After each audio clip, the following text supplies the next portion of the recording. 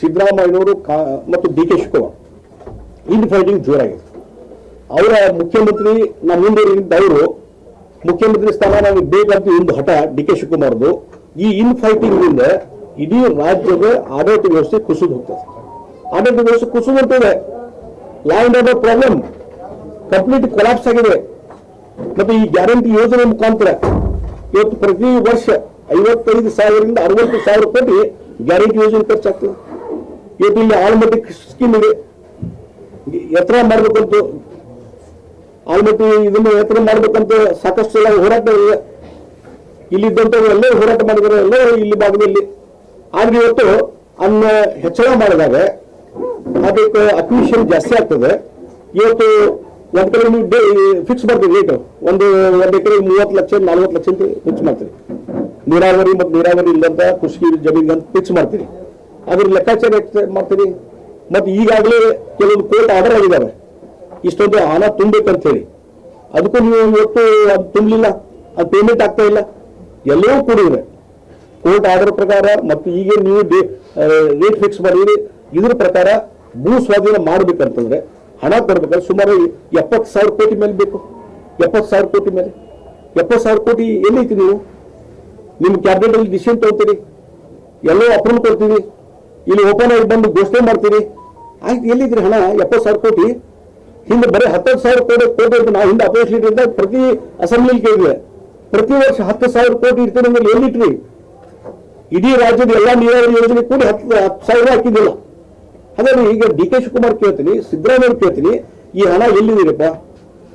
ಇಲ್ಲಿ ರೈತರು ಮತ್ತು ಈಗಾಗಲೇ ಎಷ್ಟೋ ಜಮೀನಿಂದ ಕಬ್ಜಾ ತಗೊಂಡ್ಬಿಟ್ಟಿವಿ. ಅಲ್ಲಿ ರಸ್ತೆ ಕಾಮಗಾರಿ ಮತ್ತೊಂದು ಎಲ್ಲ ನಡೀತೀವಿ. ನಿಮ್ದು ಇಷ್ಟೆಲ್ಲ ಇದ್ದಾಗ ಸುಮ್ಮನೆ ಬೋಗಸ್ ಹೇಳಿಕೆಗಳನ್ನು ಕೊಡುವಂಥದ್ದು. ಹೀಗಾಗಿ ನಾನು ಹೇಳ್ತೀನಿ, ಇವತ್ತು ಈ ಒಂದು ಗ್ಯಾರಂಟಿ ಯೋಜನೆ ಮಾಡುವಂತ ಒಂದು ಹಂತದಲ್ಲಿ ಇವತ್ತು ನಮ್ಮ ರಾಜ್ಯ ಸರ್ಕಾರದ ಖಜಾನೆ ಖಾಲಿ ಆಗಿಬಿಟ್ಟಿದೆ. ಕೊಟ್ಟಂತಗಳು ಮಾಡ್ಲಿಕ್ಕೆ ಇರಲಿಲ್ಲ. ಮನೆ ಕ್ಯಾಬಿನೆಟ್ ಡಿಸಿಷನ್ ಬಂದು ತಗೊಂಡಾರ 4 ರೈಲ್ವೆ ಹೊಸ ರೈಲ್ವೆ ಲೈನ್ ಭೂ ಸ್ವಾಧೀನ ಕೆಲಸ ಆಗಿಲ್ಲ. ತುಮಕೂರಿಂದ ದಾವಣಗೆರೆ ಇವೆಲ್ಲ ಆಗಲ್ಲ. ಅದು ಬೆಳಗಾವಿಯಿಂದ ಕಿತ್ತೂರು ಧಾರವಾಡ ಇನ್ನೂ ಒಟ್ಟು 4 ಮೊನ್ನೆ ಚರ್ಚೆಯಾಗಿ ಆದಷ್ಟು ಬೇಗನೆ ಶೀಘ್ರ ಕಾಮಗಾರಿ ಪ್ರಾರಂಭ ಮಾಡಲಿಕ್ಕೆ ಪ್ರಯತ್ನ ಮಾಡ್ತೀವಿ ಅಂತ ಬರ್ತಾರೆ. ಅಂದ್ರೆ ಏನು ಆಡಳಿತ ವ್ಯವಸ್ಥೆ ಸಂಪೂರ್ಣವಾಗಿ ಕುಸಿದು ಹೋಗಿದೆ. Collapse, law and order situation completely collapse ಆಗಿದೆ. ಎಲ್ಲ ಕಡೆ ದರೋಡೆ ಮತ್ತು ರೇಪು, ಮಹಿಳೆ ಮೇಲೆ ಅತ್ಯಾಚಾರ ಮತ್ತು ಪೊಲೀಸ್ ದೌರ್ಜನ್ಯ. ಈ ಹುಬ್ಬಳ್ಳಿಯಲ್ಲಿ ಆದಂಥ ಘಟನೆಯನ್ನು ನೀವು ನೋಡ್ಬೋದು. ಇವತ್ತು ಎನ್ಕ್ವೈರಿ ಮಾಡ್ಕೊಂಡು ಹೋಗಿ ವ್ಯವಸ್ಥೆಗೊಳಿಸುವಂಥ ಕೆಲಸ, ಯಲ್ಲಾಪುರದಲ್ಲಿ ಒಬ್ಬ ವಿಧವೆಯನ್ನ ಹತ್ಯೆ ಮಾಡುವಂಥ ಕೆಲಸ. ಅಲ್ಲಿ ಯಾರೊಬ್ಬ ಮುಸ್ಲಿಂ ಬಂದು ಜಿಹಾದಿ ಅನ್ನುವಂಥ ನೆಪದಲ್ಲಿ ಅಕ್ಕಿನ ಮನವೊಲಿಸುವಂಥದ್ದು, ಹತ್ಯೆ ಮಾಡುವಂಥ ಕೆಲಸ ಯಲ್ಲಾಪುರದಲ್ಲಿ ಆಯಿತು. ಆಮೇಲೆ ಬಳ್ಳಾರಿ ಘಟನೆ, ಇವತ್ತು ಕಾಂಗ್ರೆಸ್ಸಿನ ಶಾಸಕರು ಭರತ್ ರೆಡ್ಡಿ ಅವರೇ ಇನ್ವಾಲ್ವ್ ಇದ್ದಾರೆ. ನಾವಿವತ್ತು ಬೆಳಿಗ್ಗೆ ಪತ್ರಿಕೆ ಇಂಗ್ಲಿಷ್ ಪತ್ರಿಕೆ ನೋಡ್ತಾ ಇದ್ದೆ. ಅವ್ರ ಪೆನಲ್ ಅವರ ಕಾಂಗ್ರೆಸ್ ಅವರು ಒಂದು ರಿಪೋರ್ಟ್ ಕೊಟ್ಟಾರ. ಇಲ್ಲಿ ಕಾಂಗ್ರೆಸ್ ಅವರು ಒಂದು ರಿಪೋರ್ಟ್ ಕೊಟ್ಟಾರ, ಡೆಕ್ಕನ್ ಬಂದದ ರಿಪೋರ್ಟ್. ಅದ್ರ ಒಂದು ಬ್ಯಾಲೆನ್ಸ್ ಆಗಿ ಪೊಲೀಸ್ ವೈಫಲ್ಯ ಇದೆ, ಇದು ಪೊಲಿಟಿಕಲಿ ಮೋಟಿವೇಟೆಡ್, ಹಿಂಗೆಲ್ಲ ಬರಲು ಅದು ಹೆಂಗ್ ಬ್ಯಾಲೆನ್ಸ್ ಮಾಡಬೇಕು, ಯಾವ ರೀತಿ ತಮ್ಮ ಶಾಸಕರನ್ನು ರಕ್ಷಣೆ ಮಾಡಬೇಕು ಅನ್ನುವಂಥದ್ದು ಪೆನಲ್ ರಿಪೋರ್ಟ್ ಕೊಡ್ತಾರೆ. ಯಾರು ರೇವಣ್ಣ ಅವ್ರ ಹೆಸರು HM ರೇವಣ್ಣ ಇದಲ್ಲ, ಅವರ ನೇತೃತ್ವದಲ್ಲಿ ಇರುವಂತ ಒಂದು ಪೆನಲ್ ಇದೆ. ಇವತ್ತು ರಿಪೋರ್ಟ್ ಕೊಟ್ಟಾರ. Politically judicious police failure led to Ballari violence. ಅಂದ್ರೆ ಸರ್ಕಾರಕ್ಕೆ ಪರವಾಗಿ ಅಲ್ಲಿ ಶಾಸಕನ ಏನು ರಕ್ಷಣೆ ಮಾಡಬೇಕು ಆ ಹಿನ್ನೆಲೆ ನಿಮ್ಗೆ ಇಟ್ಕೊಂಡು ಒಂದು ರಿಪೋರ್ಟ್ ತಗೊಂತೀರಿ. ಇನ್ನು ಪೊಲೀಸ್ ಎನ್ಕ್ವೈರಿ ನಡೆಯುತ್ತೆ.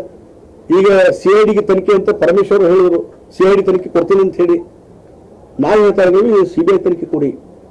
ಇನ್ನುವರೆಗೆ ನೀವು ಆ ಭರತ್ ರೆಡ್ಡಿ MLA ಇದಾರಲ್ಲ, ಅವರ ಒಂದು ಕುತಂತ್ರದಿಂದ, ಅವರ ಒಂದು ಪೊಲಿಟಿಕಲ್ ಮೋಟಿವೇಶನ್ದಿಂದ, ಇನ್ಸ್ಟಿಗೇಷನ್ನಿಂದ ಇವತ್ತು ಇವೆಲ್ಲ ಗದ್ದಲ ನಡೀತು. ಜನಾರ್ದನ್ ರೆಡ್ಡಿಯನ್ನ ಎಲ್ಲಿ ಟಾರ್ಗೆಟ್ ಇಟ್ಟು ಅವರು ಹತ್ಯೆ ಮಾಡುವಂತ ಪ್ರಯತ್ನ ನಡೀತು.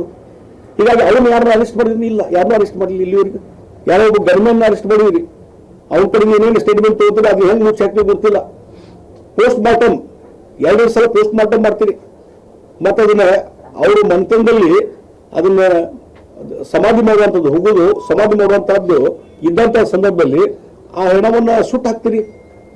ಅಂದ್ರೆ ಕಂಪ್ಲೀಟ್ ಈ ಒಂದು ಪ್ರಕರಣವನ್ನ ಮುಚ್ಚಿ ಹಾಕಿ ಈಗ ಎಲ್ಲ ಪ್ರೈಮರಿ ವಿಷಯದಲ್ಲಿ ಬಳ್ಳಾರಿ ಯಾರಿಗಾರು ಹೋಗಿ ಕೇಳ್ರಿ, ಯಾರೋ ಪೊಲಿಟಿಕಲ್ ಸರ್ಕಲ್ ಕೇಳಿ ಅಧಿಕಾರಿ ಪೊಲೀಸ್ ಅಧಿಕಾರಿ ಕೇಳಿದ್ರೆ ಎಲ್ಲರೂ ಹೇಳ್ತಾರೆ ಇಲ್ಲಿ ಬರ್ದ್ರಿ ತಪ್ಪದ್ರಿ. ನೋ ಉತ್ಪ್ರೇಕ್ಷೆ, ನೋ ಊಹಾಪೋಹ. ತಾಜಾ ಸುದ್ದಿ ನಿಖರ ಮಾಹಿತಿಗೆ ಬ್ರೌಸ್ ಮಾಡಿ ವಿಜಯವಾಣಿ.net. QR ಕೋಡ್ ಸ್ಕ್ಯಾನ್ ಮಾಡಿ ಆಪ್ ಡೌನ್ಲೋಡ್ ಮಾಡಿ.